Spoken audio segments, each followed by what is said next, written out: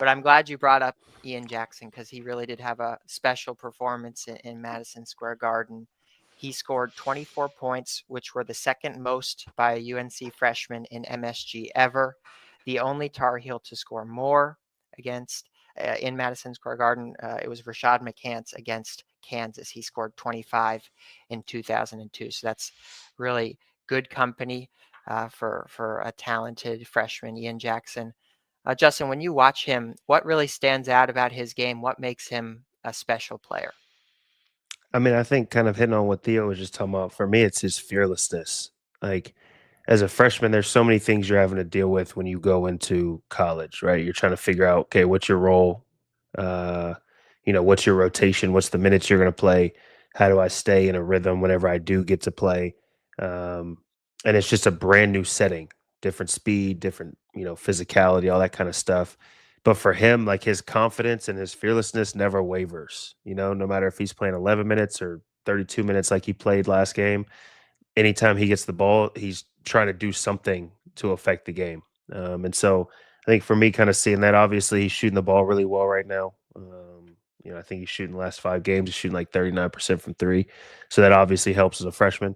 But I think a lot of times, you don't see this kind of fearlessness and just, no care factor when it comes to him trying to score the ball. And I think it's coming at a perfect time, and I think the team is kind of seeing that, and you kind of see throughout the game how they're kind of rallying around, whether it's Ian gets it one possession or RJ gets it the next possession, whatever it is, having that second score is also taking a lot of pressure off of RJ. So I can't say enough, kind of the confidence that he's playing with, especially as a freshman, like Theo hit on. So hopefully, that continues, and hopefully the team kind of rallies around that even more. And Theo, the natural next question with that, a lot of fans have been asking about it. Is it time for Ian Jackson to be in the starting lineup? He No. was really not at all. Why not? Hell no. Hell no.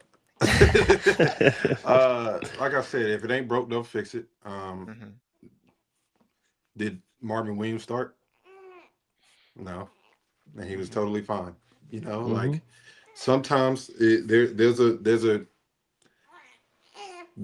a hey, drink the milk. There's there's a certain comfort when you have a situation that you can see what the game flows like. You see how they're guarding things. You see how they're attacking the pick and roll. You see if they're trapping, if they're doing certain things. So like, and having that firepower off the bench can help you. You know what I'm saying? So I think we need. I would say keep it the same way it is. I think it's one of those things where he's playing well, coming off the bench. All right, he played 32 minutes. He didn't sit much. I mean, I guess the time he sat was when he didn't start. So, you're rather, and you just never know. Like I said, foul trouble can happen. You don't want RJ and Ian to get foul trouble early. So just keep them coming off the bench. I think it's been good for him just to see the intensity going into each game. Like, okay, let me go ahead and add to this. And my thing is just say we get off to a good start, and then we add Ian.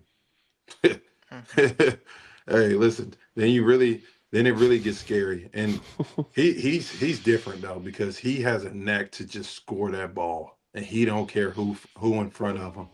And you can just tell the coaching staff like, well, let him do what he do, because at the end of the day, it's working, and that's what he's great at. And I said at the beginning of the year, you got to let this kid be in. Sometimes you got to have that wild card where it's just like you live and die by it. You know what I'm saying? Because when they're on, there's a night like Madison Square Garden that you need them. You know? Yeah.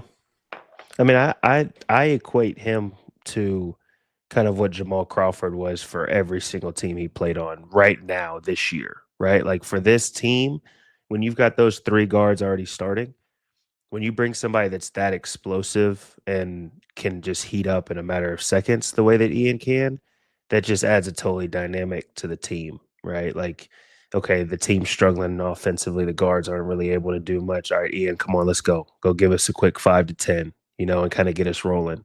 as opposed to, like Theo said, it's a totally starting and not starting is a totally different feel. And once you kind of get into one kind of flow, whether it's starting or coming off the bench, like it's hard to change that all of a sudden.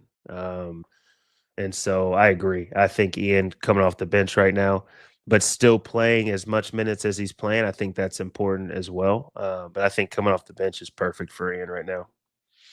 Yeah, a few stats on Ian. He is shooting 43% from three-point range this season. He was known as a scorer. He wasn't necessarily known as an excellent three-point shooter. So that's really impressive for him. You can tell he's been in the gym.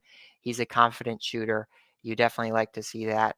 Against UCLA, he was 5 of 6 on twos, 3 of 7 on threes, and also got to the foul line 8 times, 5 of 8 from the free throw line. I think that's the next evolution of his game, continuing to get to the foul line a little bit more. Another reason why Ian hasn't played as many minutes as maybe some people would expect thus far this season. I know he played 32 against UCLA. The defense, he's still got a little bit of a ways to go there, continuing to improve on the defensive end. But when you're that good offensively, you just can't stay off the floor.